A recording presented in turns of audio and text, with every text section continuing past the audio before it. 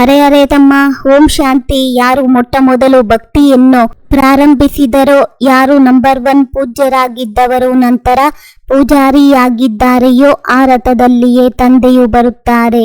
ಈ ರಹಸ್ಯವನ್ನು ಎಲ್ಲರಿಗೆ ಸ್ಪಷ್ಟ ಮಾಡಿ ತಿಳಿಸ್ಬೇಕಂತೆ ತಮ್ಮ. ತಪ್ಪುಗಳನ್ನೇ ಮಾಡದವರು ಯಾರೂ ಸಿಗಲಾರರು. ಸಣ್ಣ ಪುಟ್ಟ ತಪ್ಪುಗಳಿಗಾಗಿ ಸ್ನೇಹವನ್ನೇ ಕಳೆದುಕೊಳ್ಳುತ್ತಾ ಸಾಗಿದರೆ ನಾವು ಒಬ್ಬಂಟಿಯಾಗಿಯೇ ಉಳಿಯಬೇಕು.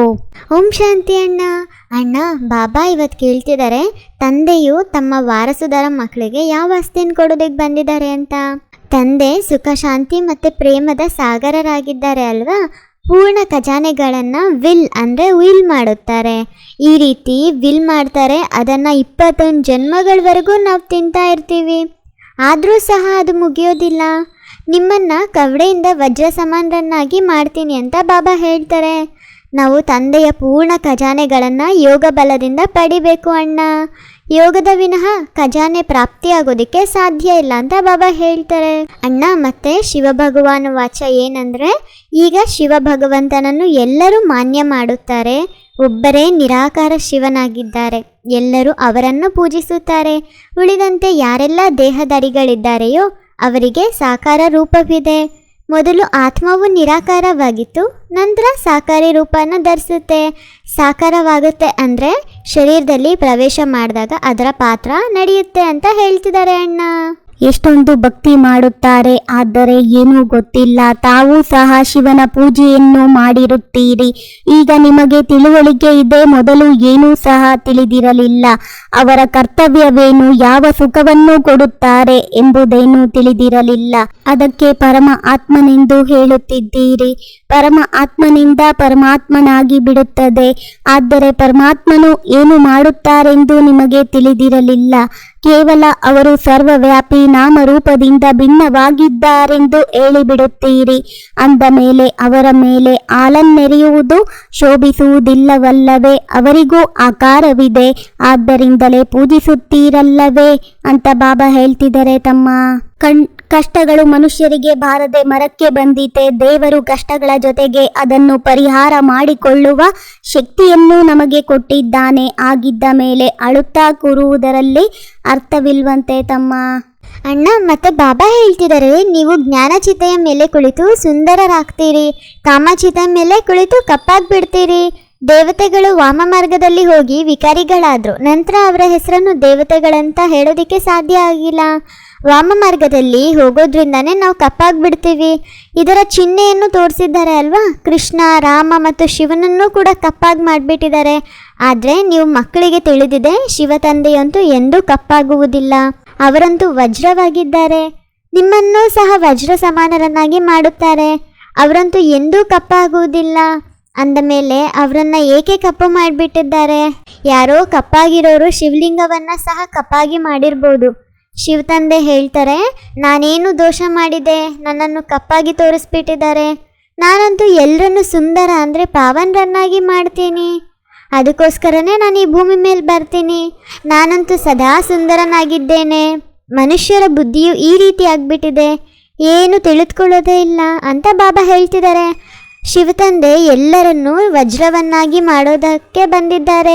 ಮತ್ತು ಅವ್ರು ತಿಳಿಸ್ತಾರೆ, ನಾನಂತೂ ಸದಾ ಸುಂದರ ಯಾತ್ರಿಕನಾಗಿದ್ದೇನೆ. ನಾನೇನು ಮಾಡಿದೆ, ನನ್ನನ್ನು ಕಪ್ಪಾಗಿ ಮಾಡಿಬಿಟ್ಟಿದ್ದಾರೆ ಅಂತ ಬಾಬಾ ಕೇಳ್ತಿದ್ದಾರೆ ಅಣ್ಣ. ಭಾರತವು ಅವಿನಾಶಿ ಖಂಡವಾಗಿದೆ ಎಂದು ಇದರ ವಿನಾಶವಾಗುವುದಿಲ್ಲ. ಅವಿನಾಶಿ ತಂದೆಯು ಅವಿನಾಶಿ ಭಾರತ ಖಂಡದಲ್ಲಿಯೇ ಬರುತ್ತಾರೆ. ಯಾರ ತನುವಿನಲ್ಲಿ ಬರುತ್ತಾರೆಂಬುದನ್ನು ಅವರೇ ತಿಳಿಸುತ್ತಾರೆ.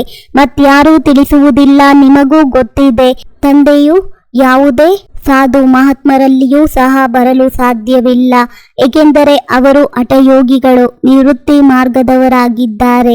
ಬಾಕಿ ಭಾರತವಾಸಿ ಭಕ್ತರು ಉಳಿದರು. ಭಕ್ತಿಯ ಫಲವನ್ನು ಕೊಡಲು ಭಗವಂತನೇ ಬರಬೇಕಾಗುತ್ತದೆ. ಭಾರತದಲ್ಲಿ ಭಕ್ತರಂತೂ ಅನೇಕರಿದ್ದಾರೆ. ಇವರು ಬಹಳ ದೊಡ್ಡ ಭಕ್ತರಾಗಿದ್ದಾರೆ. ಇವರಲ್ಲಿ ಬರಬೇಕೆಂದು ಹೇಳುತ್ತಾರೆ. ಆದರೆ ಈ ರೀತಿ ಅನೇಕರು ಭಕ್ತರಾಗಿ ಬಿಡುತ್ತಾರೆ.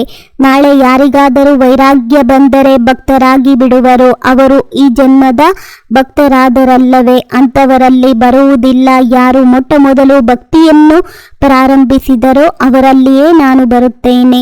ದ್ವಾಪರದಿಂದ ಹಿಡಿದು ಭಕ್ತಿಯು ಪ್ರಾರಂಭವಾಗಿದೆ. ಇದರ ಲೆಕ್ಕವನ್ನು ಸಹ ಯಾರು ತಿಳಿದುಕೊಳ್ಳಲು ಸಾಧ್ಯವಿಲ್ಲ. ಎಷ್ಟು ಗುಪ್ತ ಮಾತುಗಳಾಗಿವೆ ಅಂತ ಬಾಬಾ ಹೇಳ್ತಾರೆ. ತಮ್ಮ ಗೊಬ್ಬರ ಕೂಡ ಅಗಲಲಾರದ ನಿನ್ನನ್ನು ಆಳದಲ್ಲಿ ಉಗಿದು ಬಿಡುತ್ತಾರೆ. ಎಷ್ಟು ಅಬ್ಬರ ಮಾಡುತ್ತೀಯೋ ಮನುಜ. ಅಣ್ಣ ಮತ್ತೆ ಬ್ರಹ್ಮ ತಂದೆ ನೋಡಿದ್ರೆ ಇದಂತೂ ಕೇಳ್ತಾರಲ್ವಾ, ಇವರಲ್ಲಿ ಏನೋ ಶಕ್ತಿ ಇದೆ, ಇವರಲ್ಲಿ ಸರ್ವಶಕ್ತಿವಂತ ತಂದೆ ಇದ್ದಾರೆ ಎಂಬುದನ್ನು ತಿಳಿಯೋದೇ ಇಲ್ಲ. ಇವರಲ್ಲಿ ಶಕ್ತಿಯಂತೂ ಇದೆ, ಆ ಶಕ್ತಿಯು ಎಲ್ಲಿಂದ ಬಂದಿತು? ತಂದೆಯು ಪ್ರವೇಶ ಮಾಡಿದ್ರಲ್ವಾ, ಅವರ ಖಜಾನೆಯನ್ನು ಸುಮ್ಮನೆ ಕೊಟ್ಬಿಡ್ತಾರೆಯೇ? ನೀವು ಯೋಗ ಬಲದಿಂದ ಖಜಾನೆಯನ್ನು ಪಡ್ಕೊಳ್ತೀರಾ. ಅವರಂತೂ ಸರ್ವಶಕ್ತಿವಂತನಾಗಿದ್ದಾರೆ. ಅವರ ಶಕ್ತಿಯು ಎಲ್ಲಿಯೂ ಹೊರಟೋಗೋದಿಲ್ಲ. ಪರಮಾತ್ಮನನ್ನು ಸರ್ವಶಕ್ತಿವಂತ ಅಂತ ಏಕೆ ಗಾಯನ ಮಾಡಲಾಗುತ್ತೆ ಅಂತ ಕೇಳ್ತಿದ್ದಾರೆ. ಇದೂ ಸಹ ಯಾರೂ ತಿಳಿದುಕೊಂಡಿಲ್ಲ. ತಂದೆ ಬಂದು ಎಲ್ಲ ಮಾತುಗಳನ್ನು ತಿಳಿಸ್ತಾರೆ. ನಾನು ಯಾರಲ್ಲಿ ಪ್ರವೇಶ ಮಾಡ್ತೀನೋ ಅವರಲ್ಲಂತೂ ಪೂರ್ಣ ತುಕ್ಕು ಹಿಡಿದಿತ್ತು. ಹಳೆ ದೇಹ, ಹಳೆ ಶರೀರ, ಇವರ ಬಹಳ ಜನ್ಮಗಳ ಅಂತ್ಯದಲ್ಲಿ ಬರ್ತೀನಿ.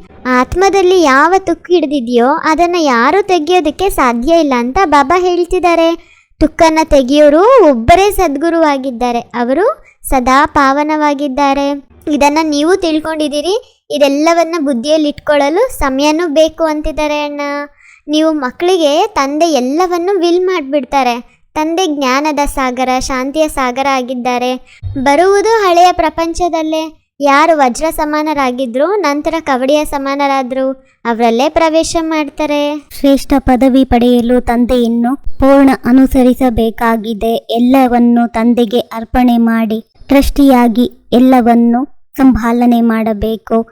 ಪೂರ್ಣ ಬಲಿಯಾರಿಯಾಗಬೇಕಾಗಿದೆ. ಆಹಾರ ಪಾನೀಯ ಚಲನೆ ವಲನೆ ಸಾಧಾರಣವಾಗಿರಬೇಕು. ಬಹಳ ಉನ್ನತ ಮಟ್ಟದ್ದು ಆಗಿರಬಾರದು, ಕನಿಷ್ಠ ಮಟ್ಟದ್ದು ಆಗಿರಬಾರದು. ತಂದೆಯು ಯಾವ ಸುಖ ಶಾಂತಿ ಜ್ಞಾನದ ಖಜಾನೆಯನ್ನು ವಿಲ್ ಮಾಡಿದ್ದಾರೆಯೋ ಅದನ್ನು ಅನ್ಯರಿಗೂ ಕೊಡಬೇಕು. ಕಲ್ಯಾಣಕಾರಿಗಳಾಗಬೇಕಾಗಿದೆ ಅಂತ ಬಾಬಾ ಹೇಳ್ತಿದ್ದಾರೆ. ತಮ್ಮ ಅಣ್ಣ, ಬಾಬಾ ಇವತ್ತು ನಮಗೆ ವರದಾನ ಕೊಡ್ತಿದ್ದಾರೆ. ಪವಿತ್ರತೆಯ ಗುಹ್ಯತೆಯನ್ನು ತಿಳಿದು ಸುಖ ಶಾಂತಿ ಸಂಪನ್ನರಾಗುವಂತಹ ಮಹಾನ್ ಆತ್ಮಭವ ಅಂತ.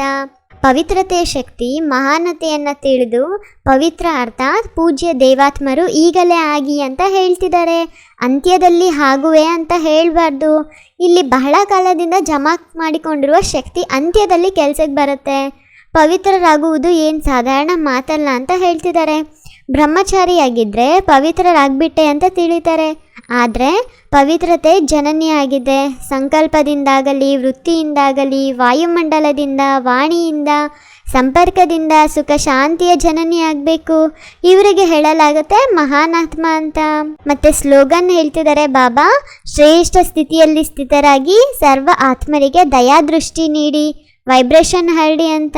ನಾನು ಅಂದ್ಕೊಳ್ತೀನಿ ಈ ಇಬ್ಬರು ಅಣ್ಣ ತಮ್ಮಂದಿರ ಕನ್ವರ್ಸೇಷನ್ ನಿಮ್ಮೆಲ್ರಿಗೂ ಇಷ್ಟ ಆಗಿದೆ ಅಂತ. ಹಾಗಿದ್ರೆ ಈ ಚಾನಲ್ನ ಲೈಕ್ ಮಾಡಿ, ಶೇರ್ ಮಾಡಿ ಹಾಗೂ ಸಬ್ಸ್ಕ್ರೈಬ್ ಆಗೋದನ್ನು ಮರಿಬೇಡಿ. ಓಂ ಶಾಂತಿ.